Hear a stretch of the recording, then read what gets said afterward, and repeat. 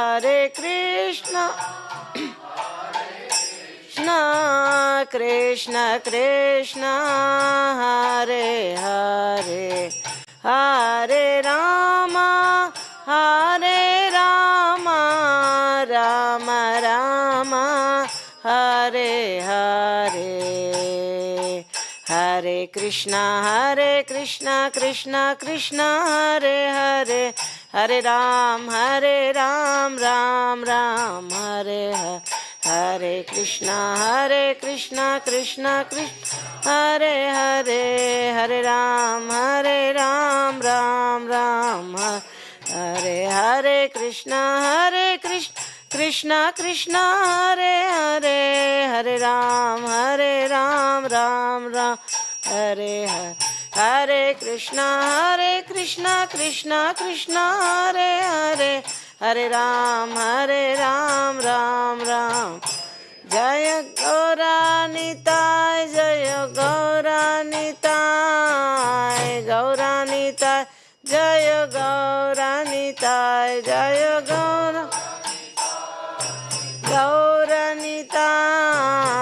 Gauranitai, Jaya Gaurani. Jaya Krishna Balaram, Jaya Krishna Balaram, Krishna Balaram, Jaya Krishna Balaram, Jaya Krishna Ram, Jaya Krishna Balaram, Krishna Balaram, Jaya Krishna Balaram, Jaya Lalita Vishakha, Jaya Radhe Shyam, Lalita Vishakha, Jaya Radhe Shyam, Shakha Jaya Radhe Shyam, Lalita Vishakha, Jaya Radhe. Jaya Jaya Prabhupada, Prabhupada, Prabhupada, Jaya Jaya Prabhupada, Jaya Prabhupada, Prabhupada, Prabhupada, Jaya Jaya Prabhupada. जयों Vishnupad Paramhans परिव्रजकाचार्य अष्टोत्तर शत शिष्यमत भय चरणारविंद भक्ति वेदांत स्वामी श्रील प्रभुपाद की, अनंत कोटि वैष्णव वृंद की, नमाचार्य श्रील हरिदास ठाकुर की, प्रेम से कहो श्री कृष्ण चैतन्य प्रभु नित्यानंद श्री अद्वैत गदाधर श्रीवत्सदि गौर भक्त वृंद की, गौर प्रेमानंदे हरि हरि बोल. ओम नमो भगवते वासुदेवाय. ओम नमो भगवते वासुदेवाय. ओम नमो भगवते वासुदेवाय. Reading from chapter 1 of Gita, which is entitled Observing the Armies on the Battlefield of Kurukshetra.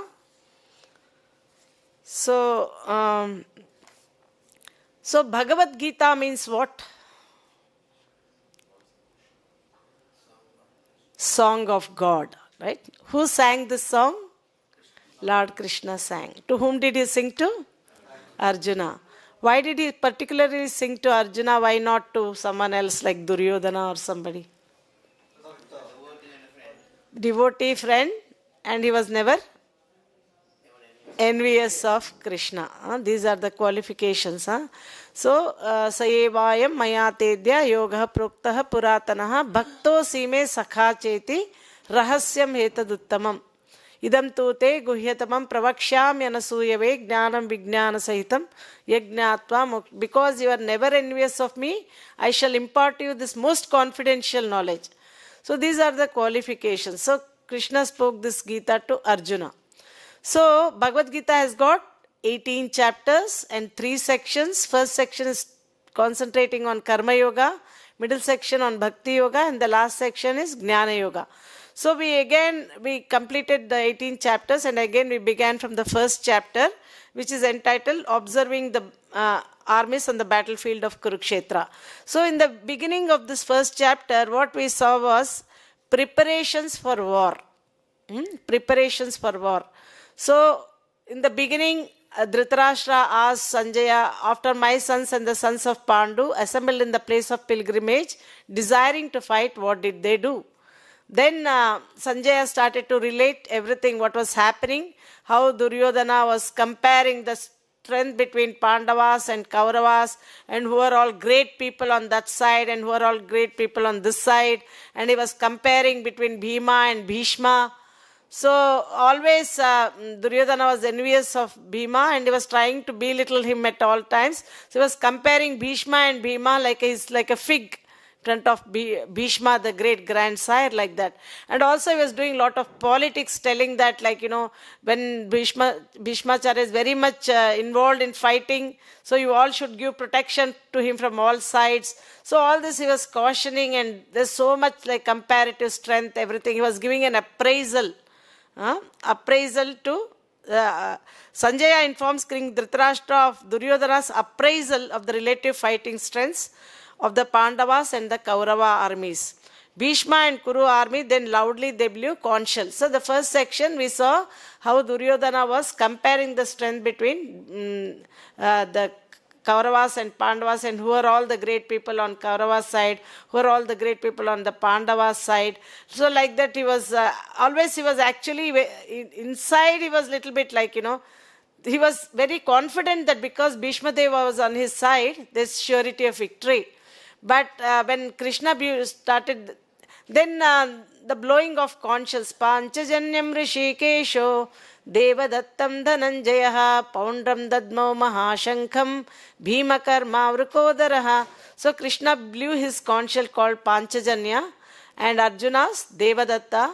So like that, once Krishna began to blow his conch shell, like when Bhishma Dev, when he blew his conch shell first, there was no such any signs of shattering of hearts on the side of Pandavas. But when Krishna blew his conch shell, Divyau Shankho, Krishna's conch shell was transcendental, and the sound vibrated was so very, very spiritual.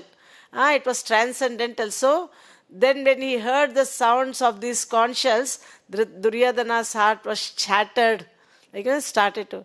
So in the beginning we saw how, so many people will ask, why do you worship Krishna who has done so much bloodshed in the battlefield of Kurukshetra? So many people died. Is this the type of God you worship? Actually, Krishna did not want battle at all. We know how they did so much injustice. They pretty much did all the aggressions to them. Like, they burned their house, they gave them poison, they usurped their land, and they kidnapped Draupadi. They did all this during all this. So still, and in gambling match, they were cheated, they were sent to exile. And after all that, Yudhishthira Maharaj comes and asks, please give us our half share. Actually, everything belongs to Pandavas only, because Pandu Maharaj, his 5 children, his children were Pandavas. So because Pandu Maharaj died untimely, so all the children then came under the care of Dhritarashtra, like that. But when they were all small, Dhritarashtra was looking equally to both his children and his brother's children. But as they started to grow, came like, he wanted his own children to get higher of the throne, like that. So he was doing all this injustice, and he knew what was dharma, everything he knew, but he was so much affectionate to his own children that he could not, he never considered his brother's sons as his own sons. Like that, he always separated them. That is why he said, after my sons and the sons of Pandu assembled in the place of pilgrimage, desiring to fight, what did they do? So that means he didn't consider the Pandavas as his sons. Actually, they were all Kauravas only, but he always discriminated like that. This was all because of his weak-heartedness. So all these things we saw, and then Krishna was sent as a peace messenger. So they asked, please give us our half of our share. They said, nothing doing, we can't give you anything. Then they said, at least give us 5 villages, because Pandavas were so renounced. Still they were Kshatriyas, their duty was to rule. So they said, at least give us 5 villages, We are also Kshatriyas, we have to rule, like that. Then they said, nothing doing, you won't even get a place where you put a needle. How much space do you need? you need a space to put that needle. Even that much we are not going to give. So they were so impious. So finally they sent Krishna as a peace messenger. When Krishna went there, of course when Krishna spoke to them, they saw Krishna as some great person, but not really as God like that. But whereas Krishna's words, when Bhishma heard, he heard it like a nectar. So this Pandava, Duryodhana and all these people, they never agreed to give anything. And even when Krishna went and told, then Krishna said the battle has to happen to establish dharma. The thoroughly established people like Yudhishthir Maharaj should be established as a should rule, So that is why there was all this battle. Otherwise, Krishna never wanted this bloodshed and so many people dying and all. Because they were so much adharma they were doing, and so they were so impious. They could not even recognize Krishna's good words, going to tell them, but they wouldn't. So we saw all these things happening, and then so Krishna wanted this battle to happen, and then he took the side of, we know that when Krishna was sleeping, Duryodhana was sitting near his head, and Arjuna was sitting. They asked the choice, Duryodhana wanted to choose the first thing, when Krishna woke up first, he saw Arjuna. Then he asked Arjuna, what do you want? Then Arjuna said that, I want you on my side. Like in a cricket match, they put the toss, right? Whoever wins like that. So first, Krishna happened to see Arjuna and he asked, what do you choose? Arjuna said, I want you. Arjuna was in anxiety. If he gets the first choice, Duryodhana gets the first choice to choose, if he chooses Krishna, what am I going to do? But then Arjuna chose Krishna to be on his side. And then Duryodhana was very happy. He thought, oh, good. Now, he wanted, then he said that I want all this Akshohinis. So all these things happened. Then anyway, so coming back to this, then then Krishna blew his conch shell, which is Panchajanyam Hrishikesho Devadattam Dhananjaya Poundram Dadmo Mahashankam Bhima Karma Vrkodarha. So Duryodhana, so then Krishna's conch shell was blown, his heart started to shatter, Then after all this, then Ananta Vijayam Raja Kunti Putro Yudhishthira Nakula Sahadevascha Sughosho Manipushpakao. So all this conch shell blowing was over. Then afterwards, Arjuna requested Krishna to draw the chariot in between the two armies so that he can see who are all present on the battlefield, with whom he should contend in this great trial of arms, with whom he should fight. So Krishna being as Partha Sarathi, so Krishna became his charioteer. That doesn't decrease his position. Krishna is always the Supreme Personality of Godhead. But very mercifully, he agrees to be a charioteer of Arjuna, because the relationship between Arjuna and the Pandavas and Krishna was so transcendental, and Krishna was ready to do any menial services to his devotees. Like we see in the first canto also, Krishna agreed to become their night watchman, and anything he was ready to do to his pure devotees like that. So Krishna agreed to be a charioteer, and when Arjuna demanded that please draw the chariot in between the two armies so that I can see who are all present, with whom I should fight. Till then Arjuna was very enthusiastic. He came to the battlefield. He was all hoping.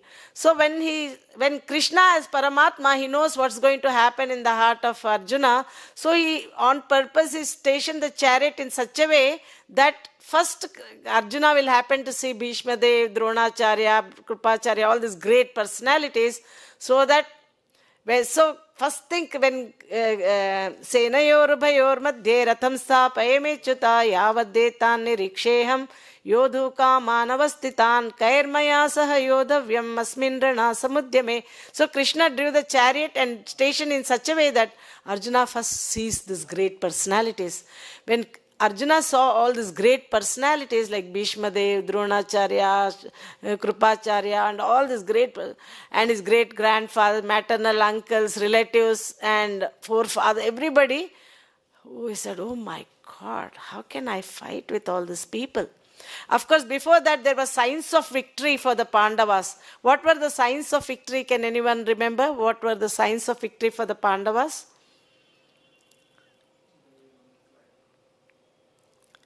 Signs of victory for the Pandavas. On the flag, who was there? Hanuman was there, right? Hanuman brought Sita back to Ram. So there's a victory sign. So the sign of Hanuman being on the flag is sign of victory for the Pandavas.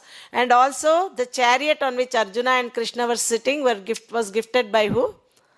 Agnidev. Agnidev, the fire god was. So that is another sign of victory. And wherever the Lord is there, the goddess of fortune is also there. So these are some of the signs of victory we discussed. And after that, we came to that Arjuna requested Krishna to draw the chariot. And Arjuna happened to see these great personalities. After he saw them, signs of compassion. His vepatuscha sharire me romaharshasya jayate gandhivam samsrute hastat prakchaiva paridayyate nacha shaknyom vyavastatum brahmati vacha me manaha nimittani cha paśyami viparitani keshava.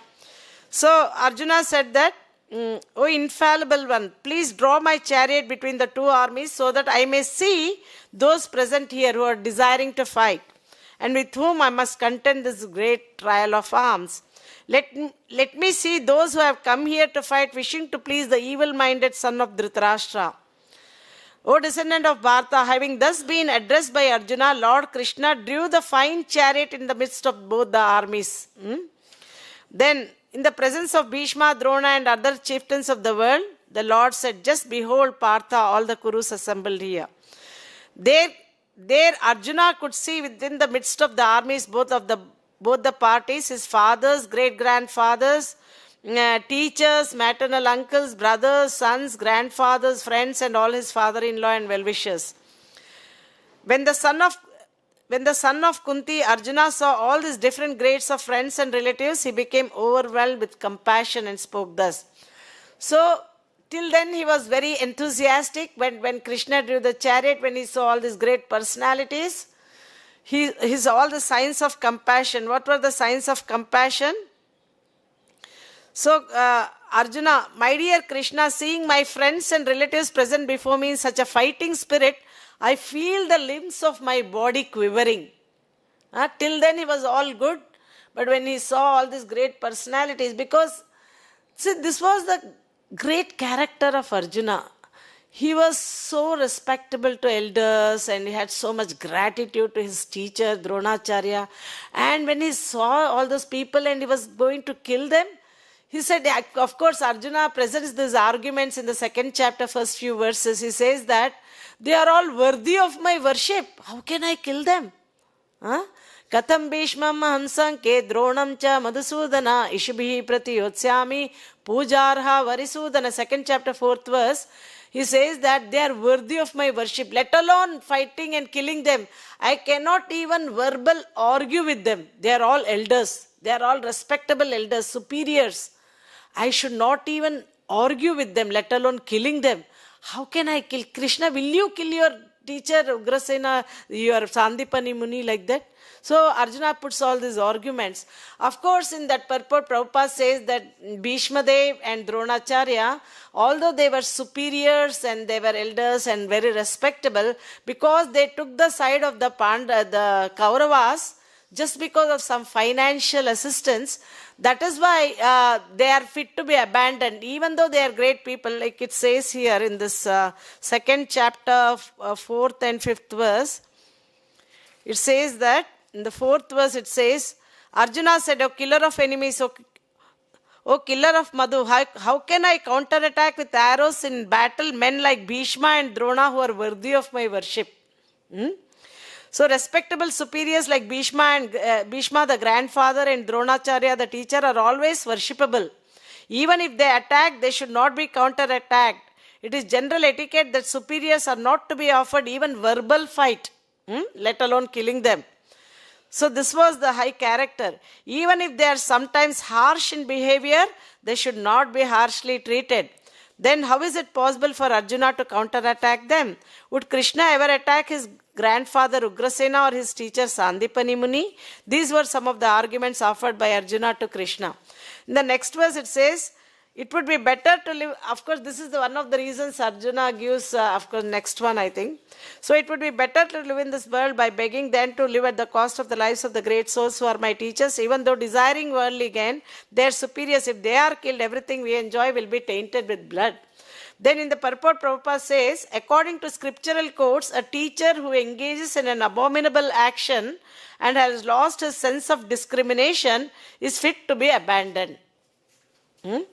According to scriptural codes, a teacher who engages in an abominable action and has lost his sense of discrimination is fit to be abandoned. Bhishma and Drona were obliged to take the side of Duryodhana because of his financial assistance. Although they should not have accepted such a position simply on financial considerations, under the circumstances they have lost the respectability of teachers. But Arjuna thinks that nevertheless they remain his superiors, and therefore to enjoy material profits after killing them would mean to enjoy spoils tainted with blood. So like that, even though Bhishma and Drona, they were superiors because they took the side. So coming back to this, we were discussing about, so when Arjuna saw all these great people, I cannot even verbal argue, how can I kill all these people? Then all the signs of compassion, what happened? When Arjuna saw all these great people, what happened to him? My dear Krishna, seeing my friends and relatives present before me in such a fighting spirit, I feel the limbs of my body quivering and my mouth drying up. My whole body is trembling, my hair is standing on end, and my bow Gandiva is slipping from my hand, and my skin is burning. I am now unable to stand here any longer. I am forgetting myself, and my mind is reeling. I see only causes of misfortune, O Krishna, killer of the Keshi demon. Then Arjuna starts to tell, I do not see how any good can come from killing my own kinsman in this battle, nor can I, my dear Krishna, desire any subsequent victory, kingdom or happiness. Then he says that this is the compassion. So we saw compassion, Arjuna's compassion for those he was about to slay dictates he should not fight. So Arjuna gives 5 very valid reasons why he doesn't want to fight. So till Krishna drew the chariot between the two armies, Arjuna was very enthusiastic. He was all ready. But just that he wanted to see with whom he is going to fight. So he requested Krishna to draw the chariot. And Krishna, as Paramatma, he knew what's going to happen in the heart of Arjuna. On purpose, he stationed the chariot in such a way that first his eyes catch the great people. So then Arjuna, after seeing them, all the signs of compassion came. Then he says that, then Arjuna said, O Govinda, of what avail to us are a kingdom, happiness, or even life itself, and when all those for whom we may desire them are now. So the first reason he gives us compassion. So Arjuna at this point in time, he's seeing all the people assembled on the battlefield as they are their material bodies. Not that Arjuna is any in ignorance or anything. On purpose he was put on that this Yoga Maya so that he just identified everybody as their bodies, and how can I kill them? They are all great people. I cannot kill them. So that compassion, that was what is making him withdraw from the battle, withdraw from the fighting. So I don't want to fight, Krishna. Please leave me. Compassion. And the next reason he gave was enjoyment. What is that enjoyment? Arjuna thinks that he will not be able to enjoy his kingdom if the kingdom is won at the cost of the lives of his family members.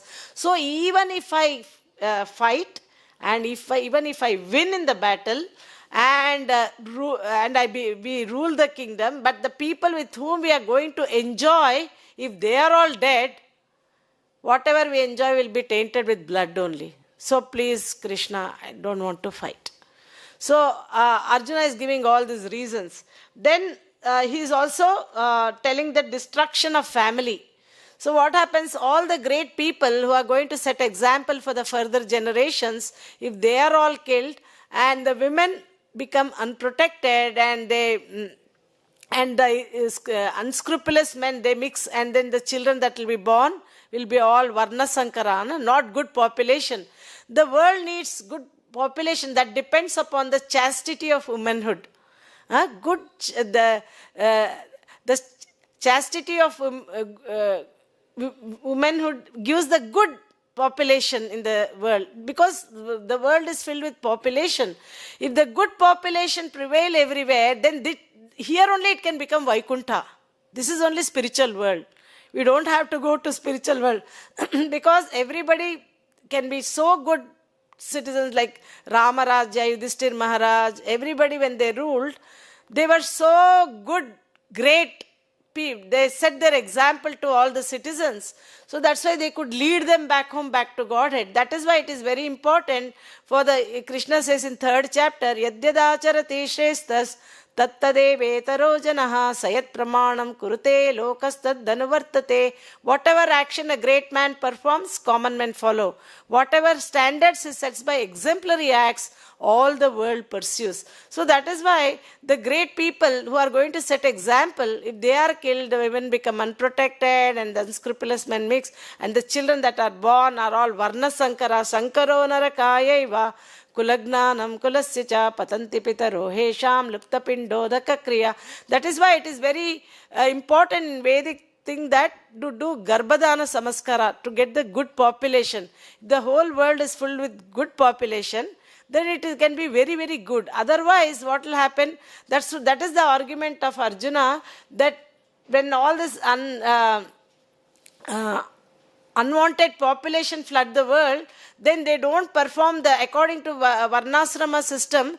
For all the forefathers, periodically we had to offer food and water.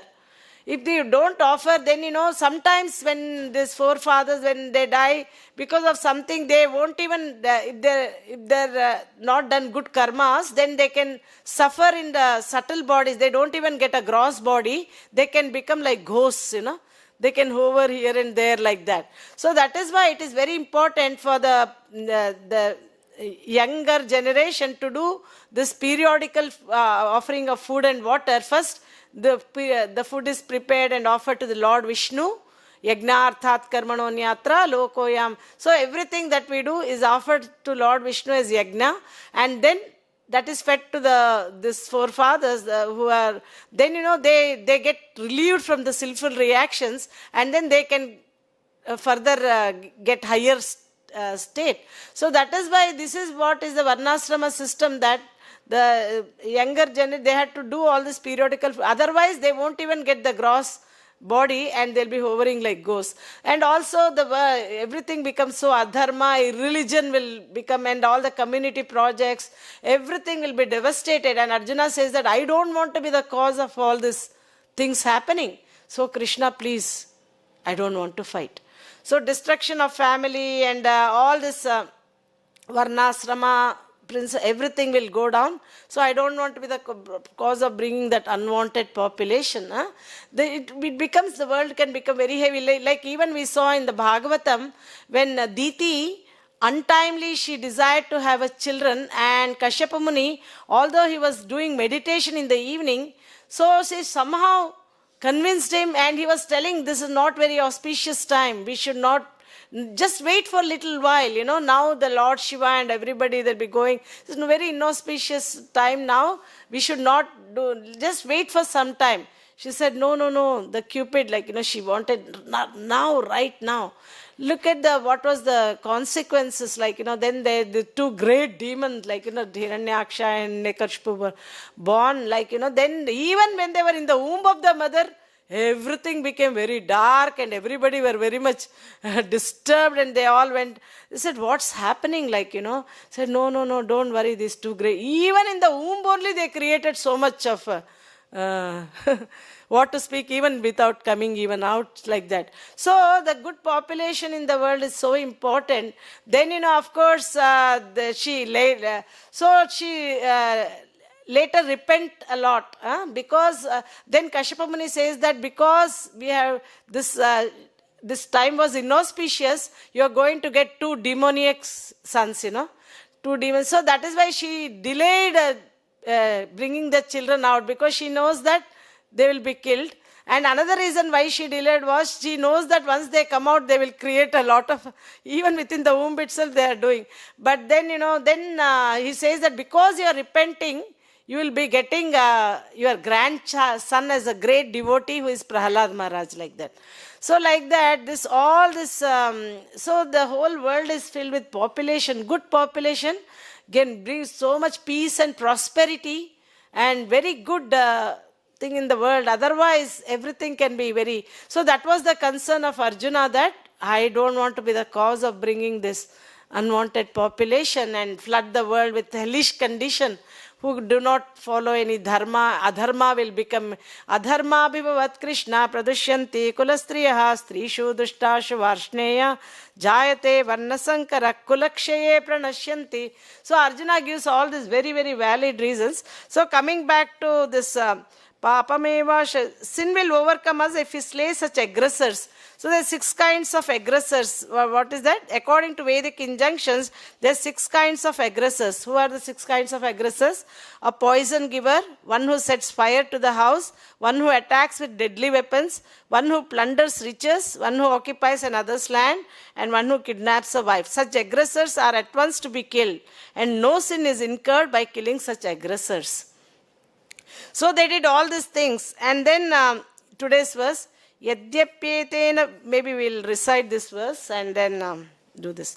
Yadyapyetena paśyanti lobhopahata-cetasaḥ kula-kṣaya-kṛtaṁ doṣaṁ mitra-drohe ca pātakam katham jñeyam asmābhiḥ pāpād asmān kula-kṣaya-kṛtaṁ doṣaṁ prapaśyadbhir janārdana.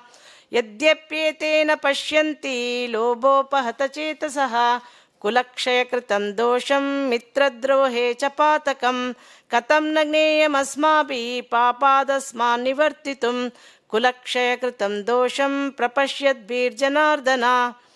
If anybody want to recite, can recite.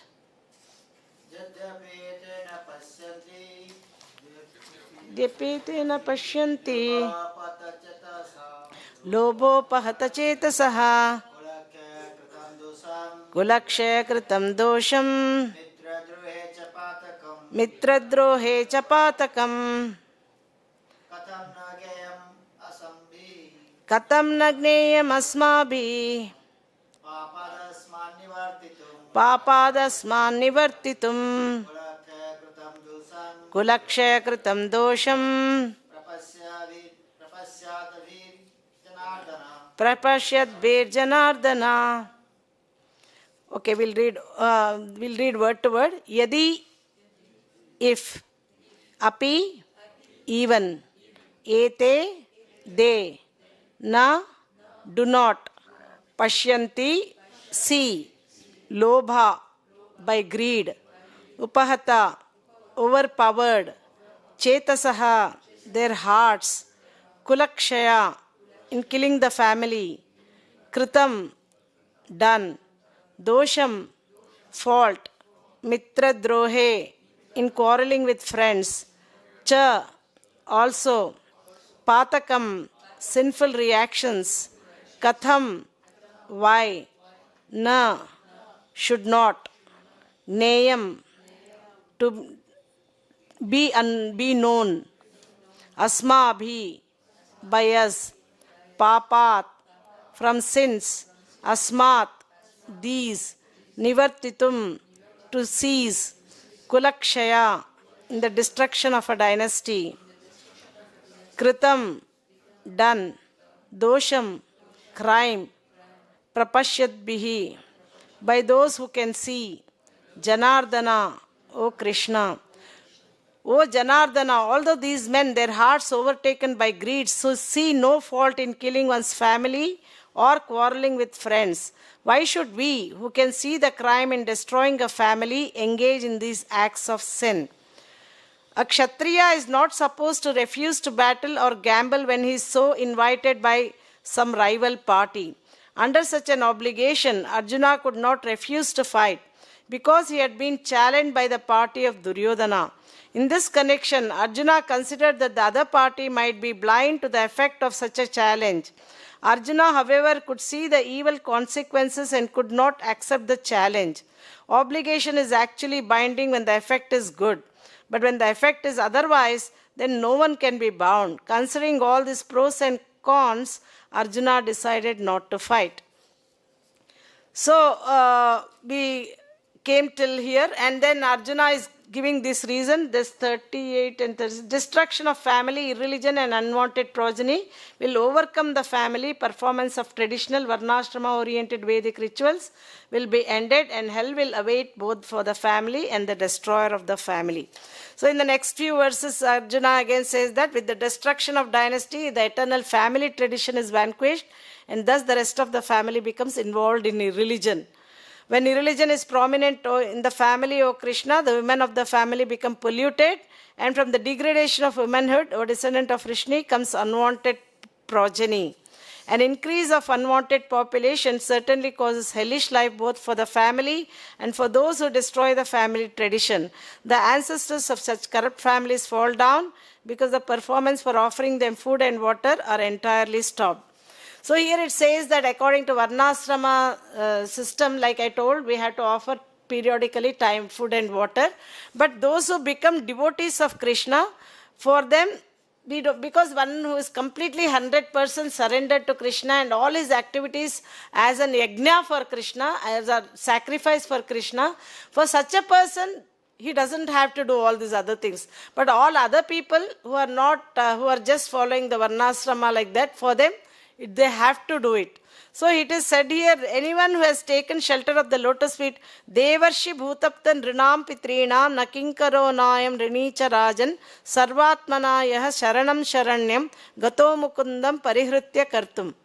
Anyone who has taken shelter of the lotus feet of Mukunda, the giver of liberation, giving up all kinds of obligation and has taken to the path in all seriousness, owes neither duties nor obligations to the demigods, sages, general living entities, family members, humankind, or forefathers. Such obligations are automatically fulfilled by performance of devotional service to the Supreme Personality of Godhead.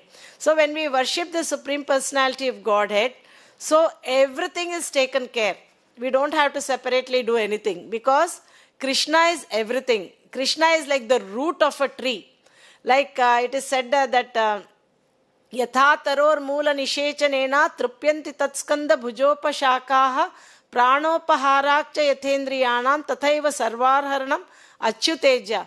Krishna is like the root of the tree. If we do for Krishna everything, like when we don't have to water the leaves, the branches, the twigs and all. Instead, when we water the root of the tree, the entire tree gets nourished. Similarly, when we eat food, we don't have to feed my hand, my head, my eyes, my ears and all. Just by feeding food, all the limbs of our body get nourished. Similarly, when we worship Krishna, we don't have to do anything. No other thing will remain. Because Krishna is like a yatha taror moola nishechanena trupyanti tatskanda bhujopashakaha. So everybody is satisfied. So even we saw in the story of when Durvasa Muni just came uninvitedly, Draupadi was in great anxiety. Oh my God, Durvasa Muni is so much short-tempered and he has come with so many thousands of his disciples. What am I going to do? Then he says that we'll all go and take bath and come. By the time we can keep everything ready. Then Draupadi is worrying, oh my God, today cooking is over, eating is over. How am I going to feed this Durvasa Muni and all the disciples like that? Then Krishna was there. Krishna, what can I do? Now Durvasa Muni is short-tempered, is going to come now. It's all, how can I feed? Then Krishna says, don't worry, bring that Akshaya Patra. Na? There's like, I washed everything, there's nothing there. No, you just bring that. Then Krishna just found a small one grain somewhere stuck in the corner. Krishna ate that. And he told Draupadi, don't worry about it. Then Durvasa Muni came and, already before they came, come in. What, come in. No, we are all very, very full, very full. Krishna just ate one grain and they are all started to feel. So when Krishna ate, then Draupadi, oh my God, Krishna, you saved me with so much trouble. Otherwise I was so much worried. And as it is, we know in the story of Ambarish Maharaj also how Durvasa Muni, he created a demon and, and wanted to kill Ambarish Maharaj. On the contrary, who can kill Ambrish Maharaj. Already he was given this chakra, like, the Lord gifted chakra to Ambrish Maharaj. Anytime he is in danger, he can use that. So that started to chase everywhere, and he was in great anxiety. And finally, he went to, like a crazy person, he went to first Brahmaloka. He said, I can't do anything. Then he went to Lord Shiva. He said, I can't do anything. Go to the Lord. And the Lord said, even I can't do anything. Aham bhakta paradhino hyasvatantra ivadvija sadhubhir grasta hrudayo bhakter bhakta jana priya. The Lord says, I am not at all, and everybody thinks I am independent. Actually, he is independent. In the very first verse of Bhagavatam, he says he is Swarat. He's totally independent. But he says, everybody thinks I'm not at all independent. Because my devotees, by their love, they put me under their control, So I'm not at all independent. So my devotees, they are completely, so I cannot do anything. He also says that sadhavo hrudayam mahyam sadhunam hrudayam tvaham madanyattena jananti naham tebhyo managapi. He says that sadhavo, the pure devotees are within the core of my heart, and I am within the core of their hearts. I do not know anything other than them, and they do not know anything other than me. So that is the relationship. The Lord says that I am not at all independent.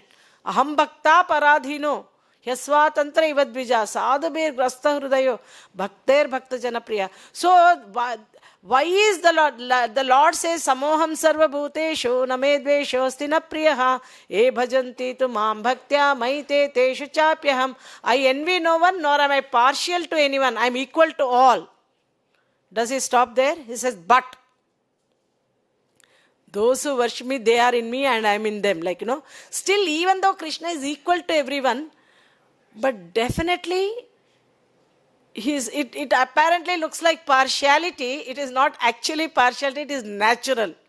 Because then Krishna says, why do you say Aham Bhakta? I am not at all independent, I am under the control of my devotees. Because devotees, they have given everything to me. They have given up their wife, the house, the children, everything, even their life itself, they have surrendered to me. How can I not be partial to them? When they have given everything to me, how I cannot be? It is not partial, it is natural. Prabhupada says in the purport, it is natural. Like that, Krishna, then he says that they have given, like then also he gives an example. How a chaste wife, by the service to her husband, she's doing a great service to her husband. A chaste wife, by service to her husband, by that service, she's putting her husband under her control. Similarly, my devotees, by their transcendental pure devotional service, they put me under their control. The Lord gives liberation also very easily, anybody wants. But he will never give bhakti. Why doesn't he give bhakti? Why is he very discriminative in giving bhakti?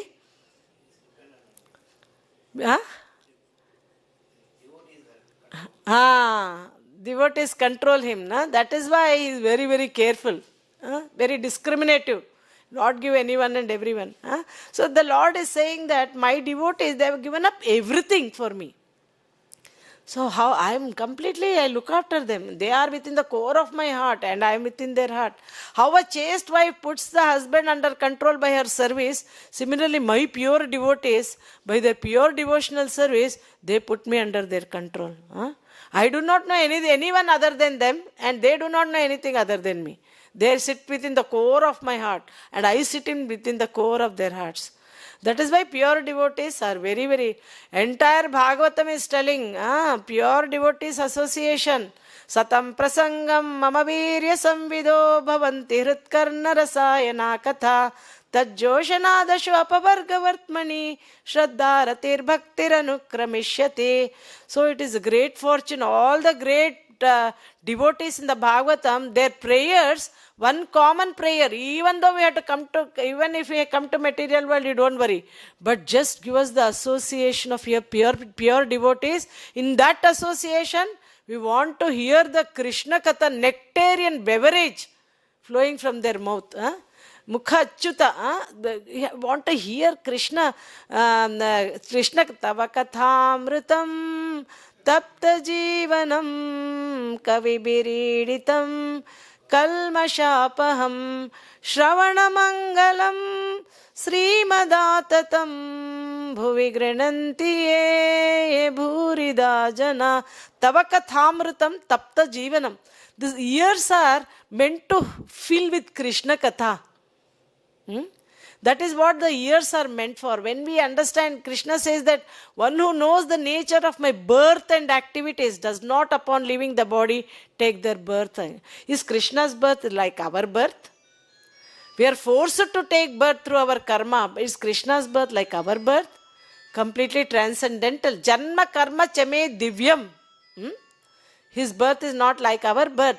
Janma karma cha me divyam evam yo veti tat prataha tyaktva deham punarjanma naitima meti sorjuna. One who knows the transcendental nature of my appearance and activities does not upon leaving that body take his birth again in this material world, but attains my eternal abode. So Krishna very mercifully comes here.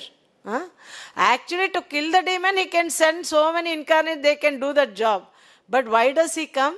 He comes personally and performs transcendental pastime, especially in this holy land of Vrindavan. And he has, in the Venu Gita also, there is one verse, Vrindavanam saki bhuvo vitanoti kirtim yaddevaki sutapadam bhujalabdha lakshmi govinda venu manumatta mayuran rityam prekshadrisanva varatanya samasta sattvam. The entire this earth planet has become very glorious. Why? Because of Krishna's footprints marked. It is glory. It's glorious. Everywhere Krishna walked barefoot. Krishna could have worn shoes and walked everywhere, but he walked barefoot. Why was that? So that we can get the dust today, So the Lord very mercifully comes here personally and perform this transcendental pastimes, so that when we hear these activities of Krishna, nature of his activities, his birth, everything, all our karmas, all our sinful reactions get burned. Tava kathamrutam tapta jivanam kavibiriditam kalmashapaham shravanamangalam. Hearing, shravanam, hearing from pure devotees the nectarian beverage coming from their lotus mouth. That is what every devotee in the Bhagavatam, like Prahalad Maharaj, Prithu Maharaj, the Dhruva Maharaj, Prachetas, everybody's common prayer is, if at all we have to take birth again, please make us be born in the association of devotees. So that in that pure association of devotees, we can hear about your Krishna katha. We can fill our ears with this Krishna katha. Otherwise, then, all our... That is why Krishna, then, all our sinful reactions are completely gone. We go back to Godhead like that. So, ears are Shravanam. The entire Bhagavatam, the essence is hearing. How did we all become devotees? By hearing, right? Hearing is so powerful, from womb to tomb. Womb. Why am I telling womb to tomb? Womb, when the child and when the soul enters into the womb of the mother, when all the senses develop, the first sense that develops is the hearing. And when we die, the last sense that leaves is also hearing. That is why womb to tomb. And the baby in the womb of the mother, the first sense that develops is hearing, that is womb. To tomb, when we go to tomb, like in the last sense that leaves also hearing. That is why that hearing should be done that is what is very, very important. 24/7 we have to hear about Krishna Katha. Of course, we have to sleep. But any other time, always the sound vibration should be entering our ear holes. So that all our karma, so that no anxiety will be there. It is said that in 10th canto, 4th verse, Nivrittatarshe rupagiyamanan bhavaushadakshotra manobhiramat kauttamaslokad gunanuvadat pumam charatyat pashu vinaganat. So it said that who will not hear about Krishna Katha, who are butchers, like, who are killer of animals. We have to hear the Krishna, everything is coming from parampara, we have to hear. Nivritta-tarshet, who can hear? Who will be interested to hear about Krishna Katha? Those who are exhausted from this material, completely, they are very tired of this material thing, they are very much interested to hear about Krishna Katha. Nivritta-tarshet upagiyamanat bhavaushada kshrotra manobhiramat. In the material world, when we have some disease, we take some medicine, right? We take and drink.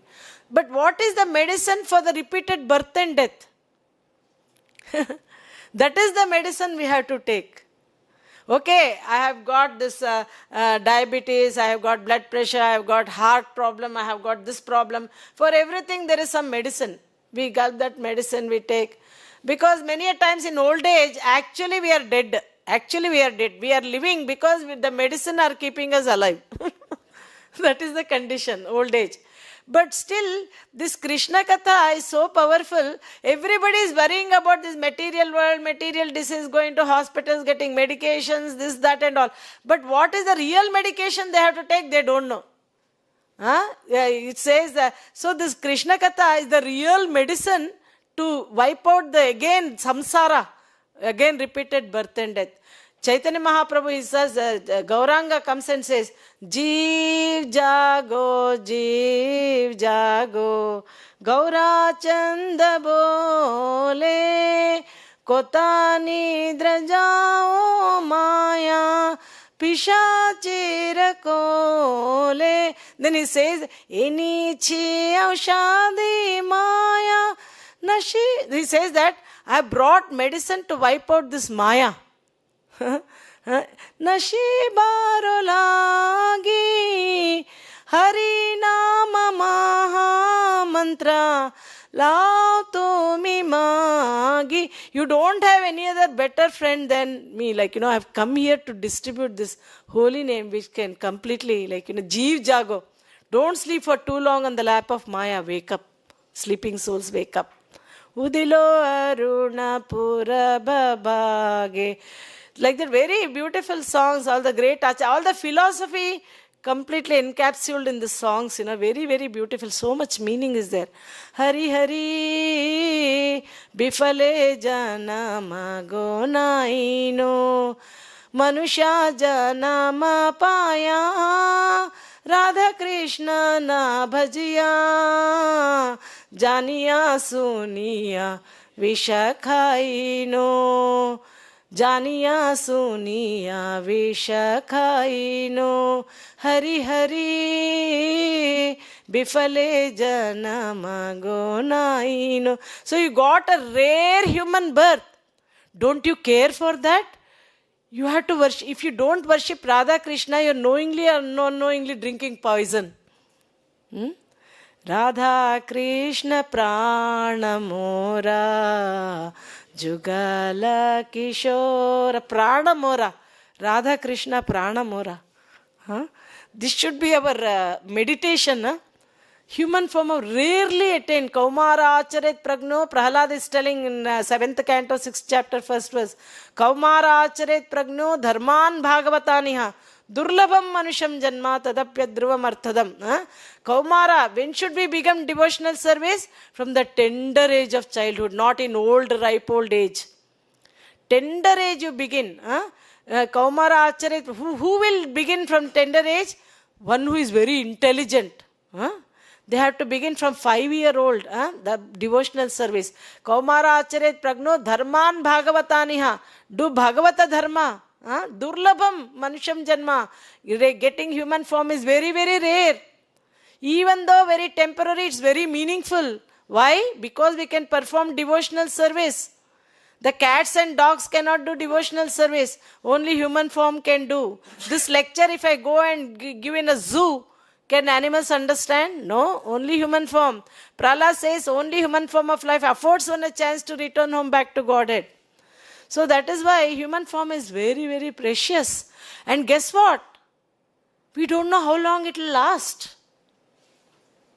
See, in a water we see a bubble, right? That bubble we keep seeing any minute it can pop. That is our very precarious condition. In the padam padam yat vipadam na tesham samasrita ye pada pallaplavam mahat padam punyesho murare bhavambudir vatsa padam padam padam yat vipadam na tesham. Material world, every step there is danger. We have to completely take shelter of the lotus feet of the Lord. And they are like umbrella. In the rain, to protect, we take shelter, we take umbrella, right? The Lord's lotus feet are like our umbrella. So there is no other hope for us. So we have to be very serious. Jeev jago, jeev jago. Samsara dava. In the morning, Mangalarti, what do we sing? Samsara dava nalalida loka tranaya karanya ghana ghana tvam. This material world is a blazing fire. How can that blazing fire be put out? Vande Guru Sri Charana Ravindam, by the shower. The Guru Maharaj put the disciples burning fire, the blazing fire of material, the shower will calm down like that. So that is why in the morning we sing morning, Samsara Dava. Very important, very serious thing. Devotional service to Krishna, human form, higher intelligence.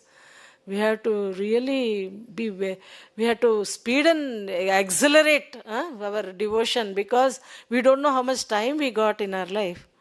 Very precious. It's a very serious business, not something, okay, if the house is on fire, can we sit, supposing the house is on fire, can I calmly sit like this? What do? I want to protect myself. I run outside, right? I want to protect. This material world is like this blazing fire. So we can't sit around, say like this. Hurry up, run to accelerate our devotion to Krishna. Whatever little time I have, I am going to be very serious.